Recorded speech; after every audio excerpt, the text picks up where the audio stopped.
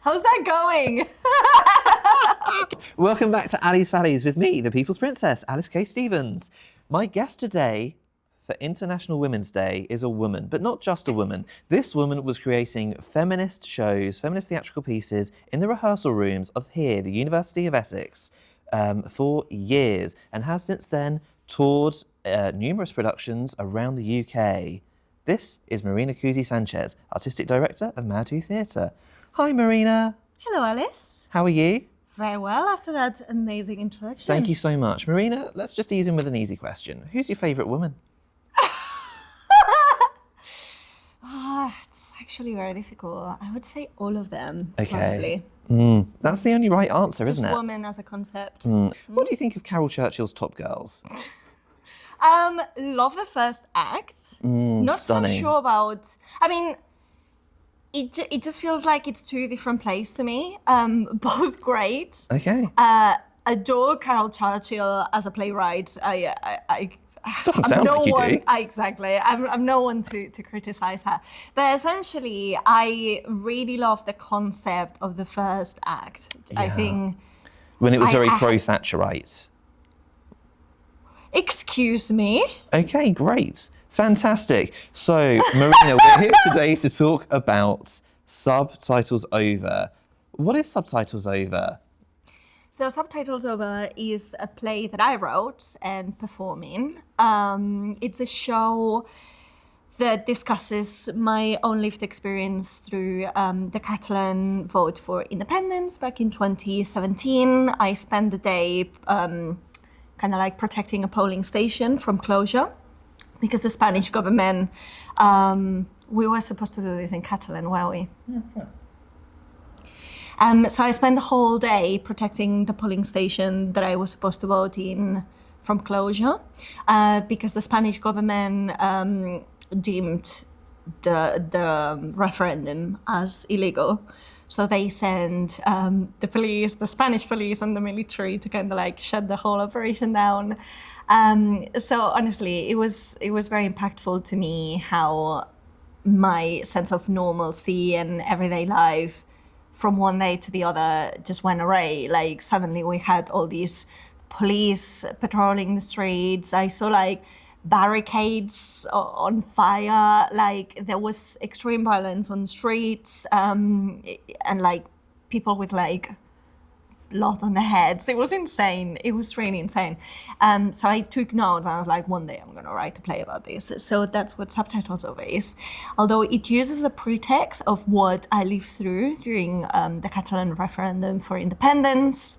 It's a show that uses that to talk about censorship, about freedom of speech, political activism, and essentially how the media and governments can use subtitles and translation to really manipulate the kind of like hegemonic narrative about foreign affairs. Because the most frustrating thing about going through this political turmoil for me was the fact that what I saw, what I lived through, wasn't the same that the media were portraying, especially towards like, you know, to the Spanish community and the international community.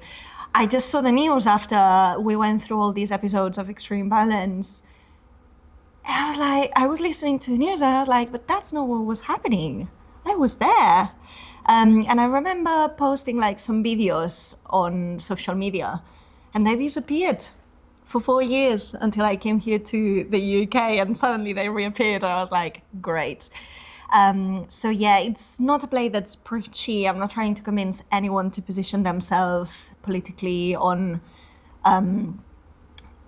Catalan independence. It's just that I'm using it as a pretext to talk about media manipulation through translation, especially within the UK, because we're a very monolingual kind of community. I think we really are at the mercy of the media and the narratives that they create about non-English speaking parts of the world. So this play revolves around events which happened to you in 2017. But why now? Why is this the right year to be bringing this production to the stage of the Lakeside Theatre on the 5th of March 2026? Right, so I think what really was a call to arms for me is that kind of like geopolitical situation that we found ourselves into. So with all the concept introduced mainly by Trump of like fake news and not being able to trust your eyes anymore with like AI created content, with the bans, not bans, but you know what I mean, in social media, the whole of like, if you make political content, they made it so you have to default into being able to see this content. There was this kind of landscape of censorship, lack of freedom of speech for the people who have seemingly campaigned for freedom of speech when I think it's freedom of consequence. There's this whole landscape, and then everything that was happening in Gaza, it was very interesting because with the use of social media by people who are living through the conflict, we were, for the first time in history maybe, hearing their own perspectives on stuff that really didn't align with what the media was, like the narratives that the media was creating. So I was like, "Ooh, I have to explore this." So I used an experience that I had lived through, again, as a pretext to talk about censorship. Wow, what an answer. So, Marina, when you were studying drama at the University of Essex, you took a really important and hands-on role with organising events for the women's community here on campus. Could you tell me a little bit more about that? Sure. So I think it was in 2021 that I got elected as the University of Essex Colchester campus women's officer, which honestly was such an honour. Since I started my drama and literature degree in here, I started really working with the women's community. It started with my first play, Plucked, where I realized that there was a mishandling of sexual harassment complaints from students to the university. So I ran this whole like journalistic enterprise where I interviewed a lot of people from the women's community. And we kind of like build an audience there, we build momentum, then we organize the We Are Tired protests, all about the mishandling of sexual harassment complaints. And I think that brought me onto being elected as women's officer, where I continued this kind of like involvement, like feminist activism here on campus in collaboration with the women's community. So I did a lot of like artistic expressions where I gave women on campus and really anyone else who wanted to participate from other like disenfranchised communities for their voices to be heard. So we had the Catcallers Wall of Shame because I heard a lot of complaints of catcalling, not only within the university community, but also in Colchester and surrounding Essex. And so what was this wall of shame? So essentially it was me trying to change the shame of catcalling from the victims onto the perpetrators. And I did so by asking women on campus to submit like comments that they were catcalled with. And we plastered the wall of like that kind of concrete tunnel when you're going from square 5 to square 4. Sure. With all those catcalling comments. Amazing. And they were disgusting. They were horrendous. Yeah. A lot of them were directed to very young women. So it was kind of putting the shame back where it should be. Yeah. So this is like really kind of hands-on activism and protest. What kind of pushback did you receive at the time? And I suppose what were the kind of end results of your time in the women's officer position? I don't think we necessarily received pushback that I heard of, but through the grapevine of doing like feminist action, I heard that there were like groups of perpetrators that were like, no one talked to Marina because she is doing interviews and like she is outing us. So that was definitely something. But that was very much at the beginning when we started interviewing women and like putting to the forefront of the conversation this kind of attacks that were silenced by the university.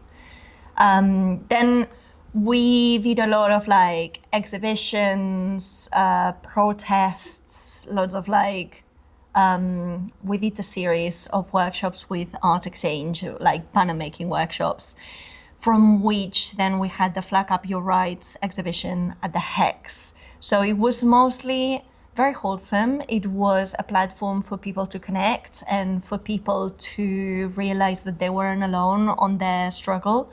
And it was a very amazing period of feeling this community around us.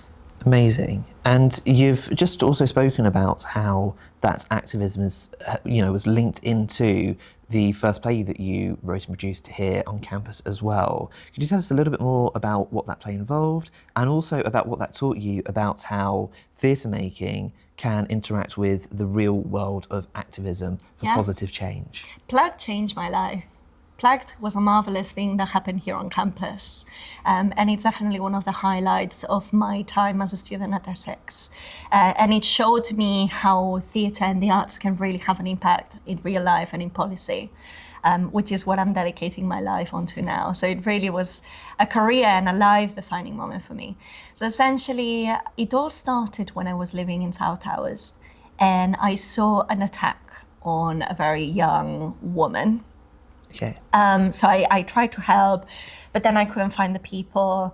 It was very traumatizing. I asked for help to security, and I felt very frustrated about how everything was handled. It was back in 2018. A lot has changed, and I hope that it's for better. Yeah. But essentially, I started investigating onto all the things that the university claimed they had, such as like the zero tolerance policy towards perpetrators of sexual harassment and any other kind of harassment. Yeah. I looked into the bystander training that the university was running, where it was impossible to book onto, and then we went to the class, there was no one, so all this kind of stuff that didn't add up.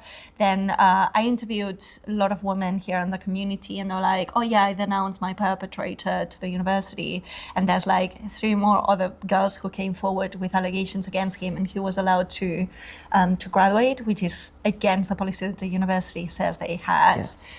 So all these things that I investigated, and we ended up doing this amazing play that I co-directed with my good friends, Amy Stevenson-Yankova, who now also has a theatre company, Nasty, not Nasty anymore, Succulent Theatre. Succulent Theatre, yeah.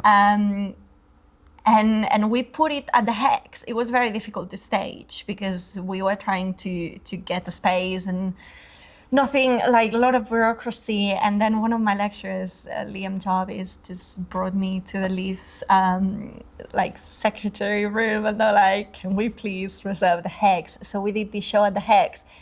So many people turned up, so many, that we had people like sitting on the top level at the Hex, people standing throughout the play, people like sat on tables. It was insane. So, and a lot of people couldn't come in because there was literally no more space for them. So we had to improvise a second run of the show on the same night, so just to accommodate everyone. Wow. And it was this massive boom, and it served as a catalyst for student protests. And then the university invited my good friend Aaron, who helped us organize and was the leader of the We Are Tired protests, on to rework the code of conduct regarding sexual misconduct and harassment on campus. That's amazing. So, your play and the response to it from the community really led to a tangible change there in conduct and in really tightening that up. That's incredible. And it wouldn't have happened without the help of the community. No. Again, I might have written the play, but it was based on verbatim accounts from a lot of women who are very brave coming forward. It happened because my amazing actors said yes to the project. The amazing Lakeside, that's like a home for me, said yes to restaging it, and they really mentored us throughout. It was such a team effort. Yes. It was a beautiful feeling of community.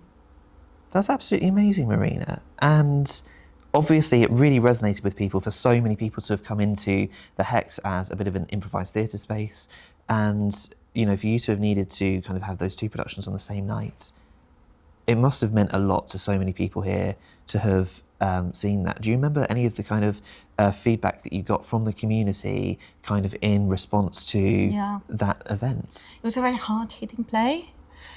The trigger warning list was long.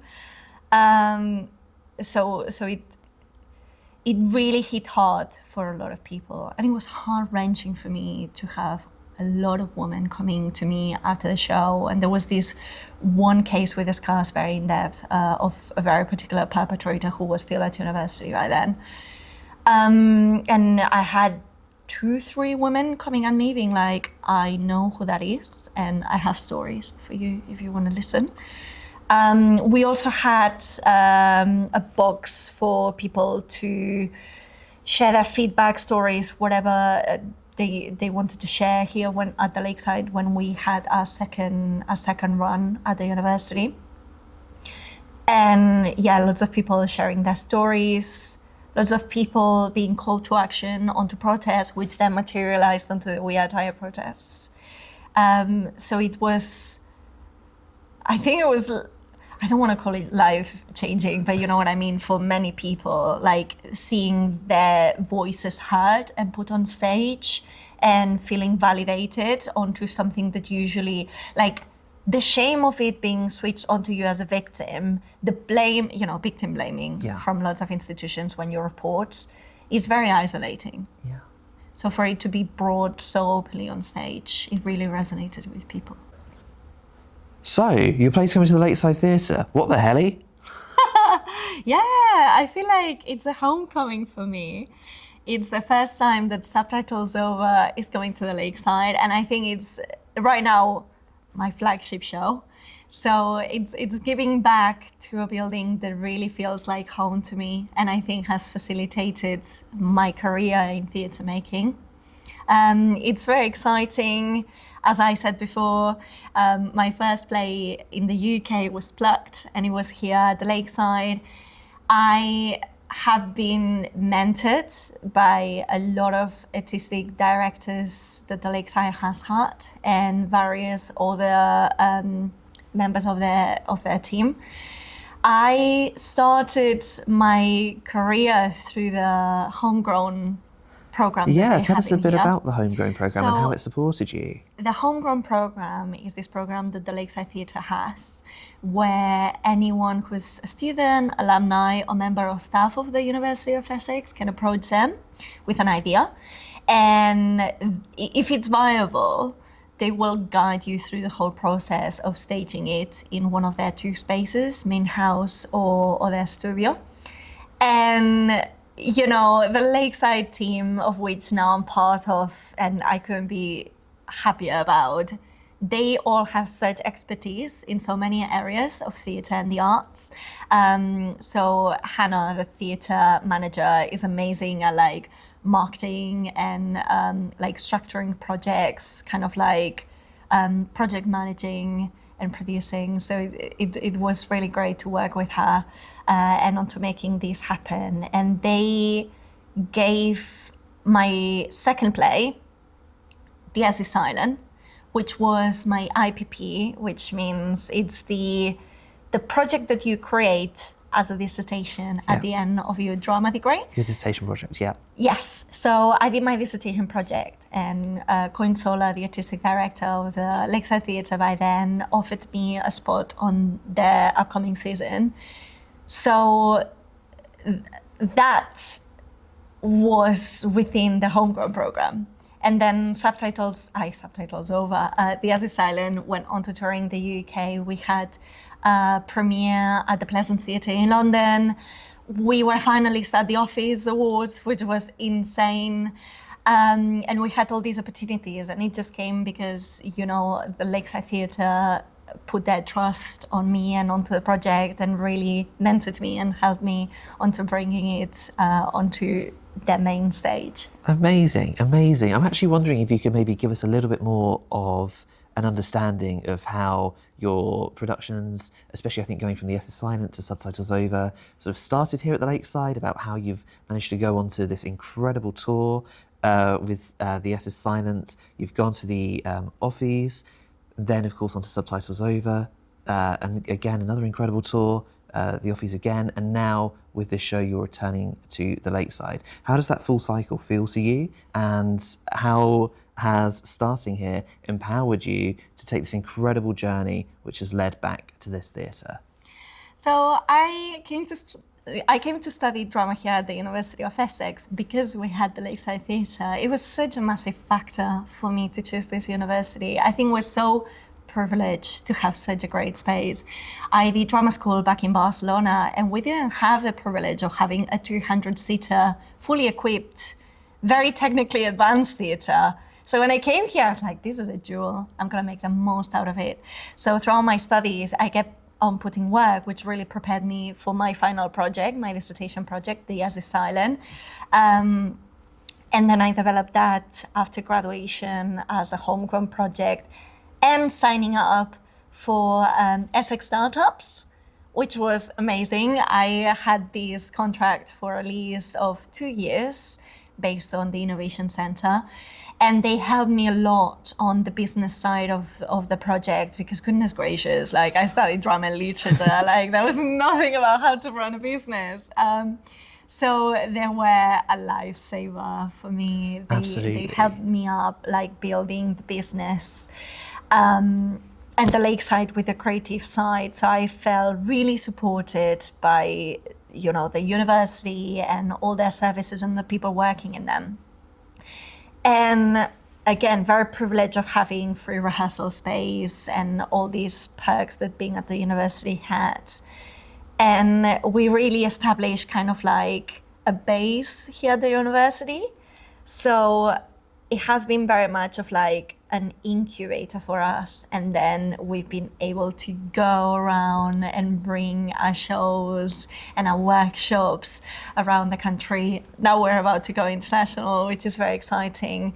So for me, being here and going out, and now being able to come back here and give back to the community and to the people who helped us really get started with our career as a theatre company, a professional theatre company in the UK arena, it's just very magical. I feel like for anyone who knows my shows really well, they are all made for the Lakeside Theatre.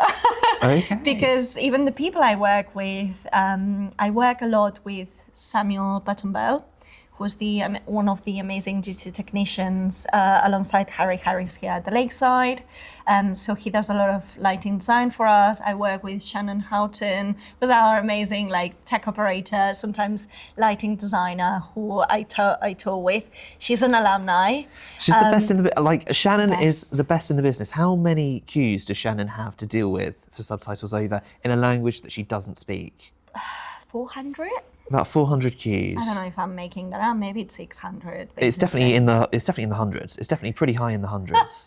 So Subtitles Over is a play in Catalan, yes, right, with English captions.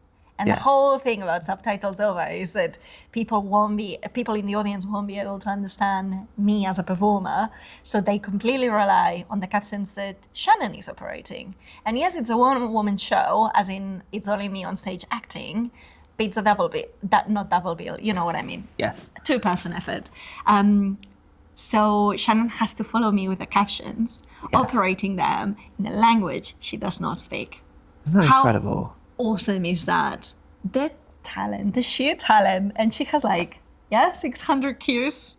I mean, Shannon has just always been talented, again with the Essex Silent, and now coming to Subtitles Over. And I think that just kind of, again, goes to show the way in which the community here really nurtures talent and really nurtures kind of, the talent in women in theatre to just succeed to such a high standard. And there's such an array of shows that started here very recently and now are doing great. A two-woman Hamlet, started here as a homegrown project. An incredible Look at play. them now, Such an incredible play. touring around, and it's all woman-led, and it's incredible.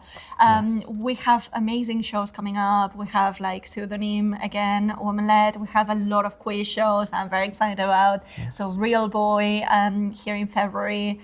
So I think it's how do you say, in Catalan you say planter. It's kind of like a greenhouse of talent. Yes. Like, it's not woman-led, but To Come Home also started here.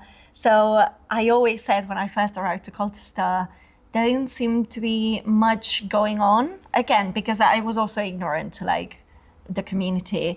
But on the last 2 years, there's a thriving theatre making community. Yes, and of course, To Come Home, you've mentioned because it's directed by the wonderful Isabel Sheard, who again is an alumna of the university, and has just been doing really incredible stuff in theatre, being nominated for a Fringe Theatre Award for Best Director for that show.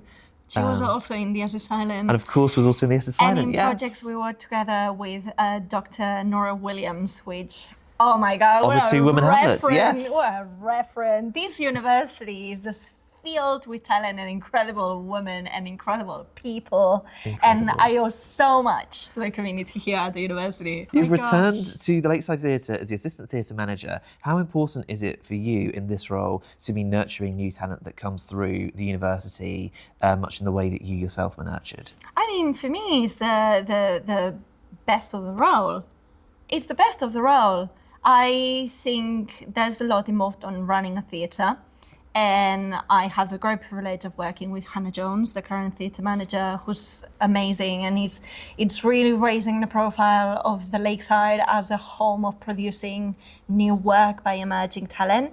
And again, it's giving back to the community. Like, I am who I am, and my career is where it is because of the University of Essex and the Lakeside Theatre. So it's just a way to give back. And I feel like, again, empowering disenfranchised voices, it's such a privilege to have this space. So we want to put it at the service of the people who usually don't have access to opportunities in programming and mentorship and, developing new work.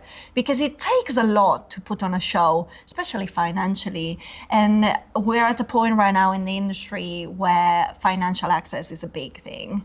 Like, people are being priced out of being able to make work. So I think the Lakeside is very much a sanctuary for emerging talent.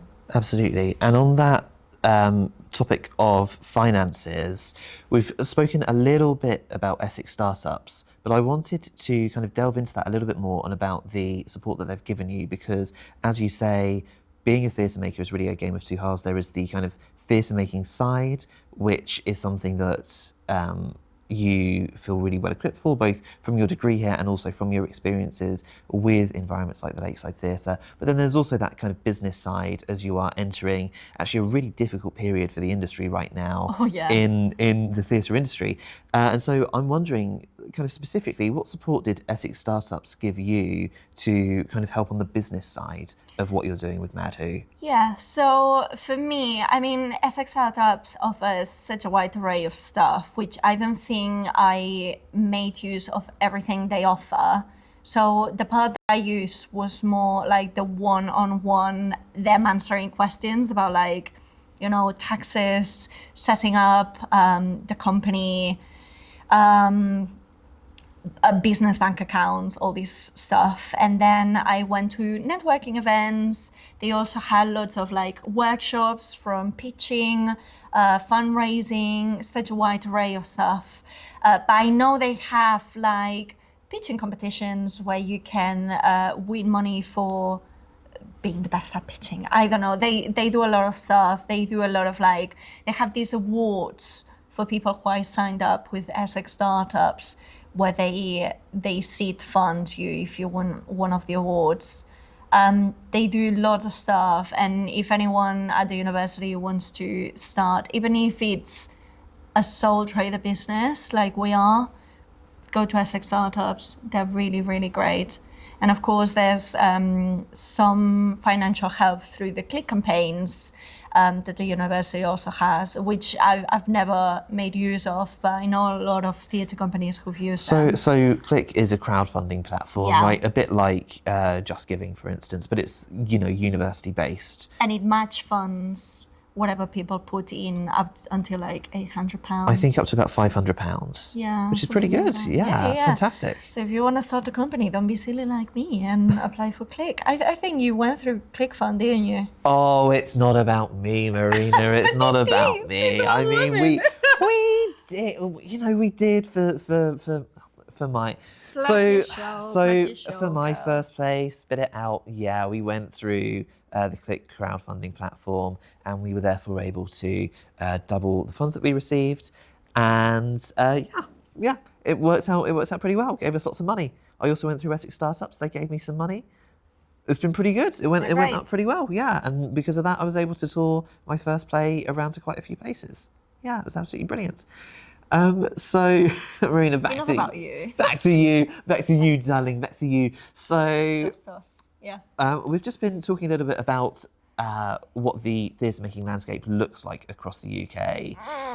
How is it for, in your experience, how is it for women who are emerging theatre makers right now?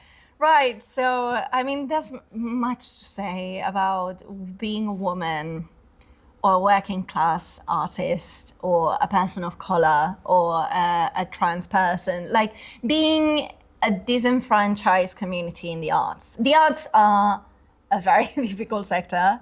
So if you're within like a disadvantaged community, it's even harder. But I must say, the industry is in such hot water right now. It's in such a terrible state, from terrible cuts on funding on everything that's like public. So Arts Council funding are really going through it at the moment. Things that really facilitated people's access to, starting their career, like the Edinburgh Fringe bursaries. Yes, the Fringe first bursaries, which were cut down last year. From 180 Last to year there were 12. 180 bursaries available through the Fringe Fund, and this year only 12. So that's a lot of kind Crazy. of first shows, a lot of kind of early developing theatre makers who aren't going to be able to make it to Edinburgh this year because that fund isn't going to be available. Yeah, so the arts are really going through it. So again, acknowledging that disenfranchised communities have even more problems with access and financial access to making work and to accessing work. I think we're all in the same boat as emerging artists. And what I felt is there's this sense of camaraderie with emerging artists in which we're just helping each other. We are making miracles to keep producing work, especially in a time of need where fascism is rising. There's no money and they want to cut the arts because the arts is what brings the necessary compensations for society not to collapse. So we are in a very important moment where new work is essentially important and people are still making it work just out of pure collaboration, helping each other. As an emerging artist, is the amazing thing. There seems to be like a lack of hierarchy when creating work, at least in the circles that I am. I'm not based in London, so I can't speak for anything that's not like regional Essex theatre making community.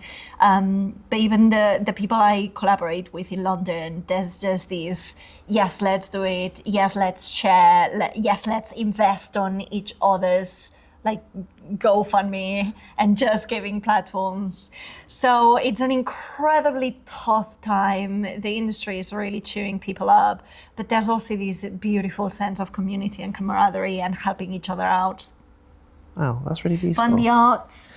Fund the arts. I mean, I think that really the best thing that people can do to help the arts is to go and see live theatre and go and see live productions, because I think some of the most exciting work that is happening in the UK right now is not through television or film. I feel like those are really industries that are run by actuaries rather than visionaries. And I feel like taking a punt on, for instance, a local fringe festival or just on what your local theatre has to offer from emerging artists, you know, you can see a type of show that you've never ever seen before, and it can really open your eyes, not just to new perspectives, but also to new ways of theatre making. It can be really exciting. And there's also the add-on of the magic of being in a room, present, without staring at your phone every 2 seconds, with people, having these reactions as a community, and then going to the bar, discussing things with people, and shows stay with you because you're really present. And I think support independent talent, support independent artists, because right now we're at a time where, as you were saying, big platforms like Netflix, Amazon, there's interests and there's like financial strategies that dictate the kind of content that they make, and that's not the case with us local artists. There's no big funders behind us, so we do whatever we want. You know, we're, and it's quite punk, and it's quite like, yeah, it's kind of punk. And you can see so much stuff that you will agree or disagree with, but what theatre helps with is creating and facilitating critical thought. Yes. So come to the theatre, pay us, and then go think. Absolutely. You know, for all this chat about, you know, being challenged, you will never be more challenged, I think, than in the theatre, you know, mentally. And I feel like it really develops you as a person. I really love it, you know. Yeah, absolutely. You know, and it's worth it. You know, there are so many times that I've walked out of, you know, a fringe theatre production or an emerging theatre company show, and I've just really felt either such a huge change of perspective, or I've just felt so inspired myself to create something. And shows stay with you. Yes. I can't tell you the last thing I watched on Netflix. I can't remember the last thing I watched, but I can tell you what every theatre show I went to see was about. Because like theatre stays with you. I think it's the act of being present and the act of being in a community. I completely agree. I can remember every single show that I saw last year. And theatre, I feel like theatre is a lifestyle. Like, I feel like it really marks you as a person. So if you've always felt like, you know, oh, theatre, it's kind of foreign to me, just engage, just go. People are quite approachable. And again, it's all about the conversations you have with people sitting next to you and then going to the bar. Like, honestly, there's such a beautiful community around theatre. Yeah. I feel like a lot of it is this kind of, you know, people don't want to go to the theatre because they find it to be quite a, you know, they might remember, you know, their parents, whatever, you know, dressing up to go to the theatre and it being like quite a formal setting. It's just not really so much the case anymore, is it? Especially kind of in places where you have kind of emerging artists and real kind of fringe theatre going, you know, going on.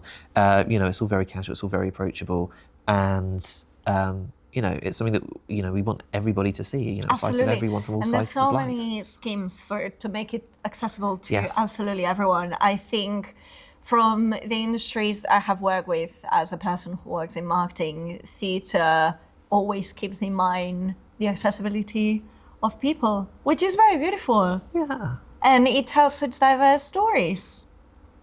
I completely agree. Come to the theatre, support your local artists. Please come to the theatre. And Marina, what should the next show they come to the theatre to see be? Because I think I know a show that comes here to the Lakeside Theatre at the University of Essex campus. I think it's called Subtitles Over. I think it comes here on the 5th of March. Sounds super interesting. It sounds very interesting. I heard it's won awards. Do you know, I think I actually saw it a year ago, and... What do you think? Well, I still remember it. It really left a lasting impression on me.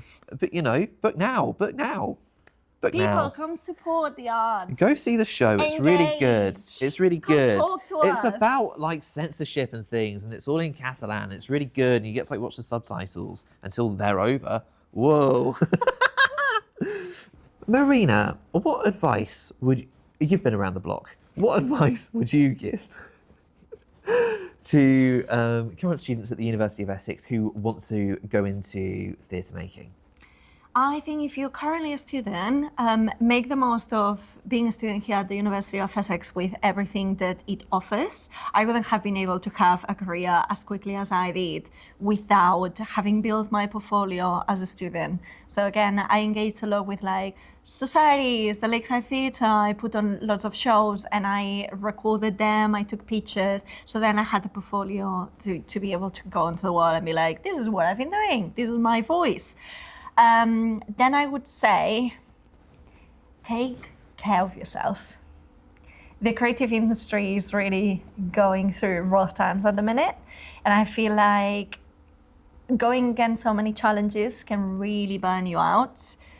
So set yourself limits with yourself and your work, take care of yourself. I would say create a community of people around you.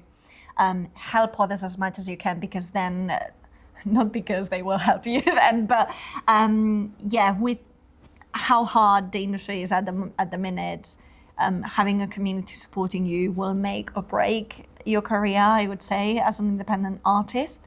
Then be professional, be nice, just the usual stuff. Like it's a big industry, but it's a small community. Everyone knows each other. Just yeah, absolutely. And I think that you raised such a good point about burnout as well. I think that the industry is very much kind of pointing towards, you know, there is so much to do and there is so little funds to do it with. And it feels like theatre makers are taking on more and more and more pressure to do more and more and more in kind of the same amount of time that an entire team should be working on a production. You know, everything from you know, marketing and promos to you know, building press kits to getting props ready, from getting set ready, from working with a load of freelancers, from set designers to graphic designers to photographers. and then running the business. Yes. I don't think people realize how much it goes into bringing a show. Honestly, So I talk to my family, to people who are not in the industry, and it's like, oh, nice, you do rehearsals, then you do it. I always say when I'm in the Man, I could tell you. I'm doing invoices until 2 a.m. I'm doing my taxes. I'm creating like content strategies and like, you know, coming back and forth with venues. Then of course, I'm always researching. So I go see a lot of theatre and I look into lots of other people's artistic outputs.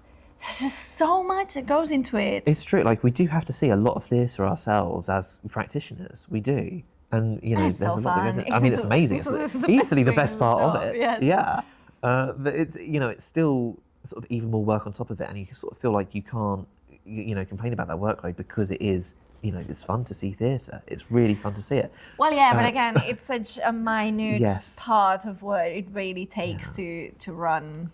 I mean, you have to, again, run your own socials. You have to, just producing alongside acting is a lot. It's a lot, and it's really easy to burn out. And the same for, I don't know, people who are into illustration. Yes, that's what you really love of, like, creating art, but also running a business, Yes.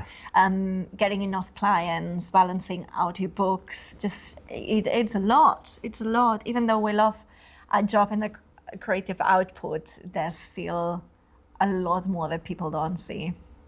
Yeah, it is a lot. It really is. I feel like if I weren't to like just set limits on my time, I would be up at least 2 nights a week until about 3 a.m. just getting things done. Yeah. You know? So It I feels did like a that lot. for the first 2 years. You Yeah. can ask me how that went. How did that go? Not well. Oh my not God. Well. Can you believe it? I apologize to anyone who met me when I was running like 2 hours sleep and creating work whilst working like 3 jobs at the same time. So honestly, sometimes you just have to fall on your face and learn. I mean, that's another advice I would get students. Like, you will learn Fall a on your lot from your face. mistakes. Like, failing is one of the best things that can happen to you because you will learn a lot and the fastest way. It's very true. So there will be a lot of, you know, failing, rejection, we all go through the experience of like putting all this work onto a show and one person comes to see you. Which I think it's a rite of passage, man. It's a rite of passage. We've had it. We've all done it. Yeah. Incredible. Yeah. But yeah, you learn so much, and don't be too hard on yourself. Don't take it personally. It's tough out there. That's why it's good to have nice people around propping you up. And that's the thing, right? Like, you're never going to be perfect, and the show's never going to be perfect because there's so much that goes into it, and there are so many skills that you have to pick up as a producer, perhaps as a writer. There's so much that you have to pick up and learn, and it is just kind of a developing process throughout your career. You know, that's why a show that you see quite early in its development can look entirely different by the time that it finishes its run. Big time, and you have to allow time for that growth. Yeah. So you know, don't be too hard on yourself. Marina, why political theatre? Why feminist theatre? Why not? I mean, listen, We're done. Wrap it up. We're done. theatre is always political. Even if you think you're doing nothing political, it's because you have the privilege of not being involved in policy making. Absolutely. If you try to Politics. make something non-political, that is in and of itself a political act. That's it. So essentially, I think the theatre is the perfect platform for political and activist kind of noise for anything that's overtly activist on its approach. Again, because of the act of community of coming all together into a room and riling each other up. Okay, shall we cut? Cut here. Ready?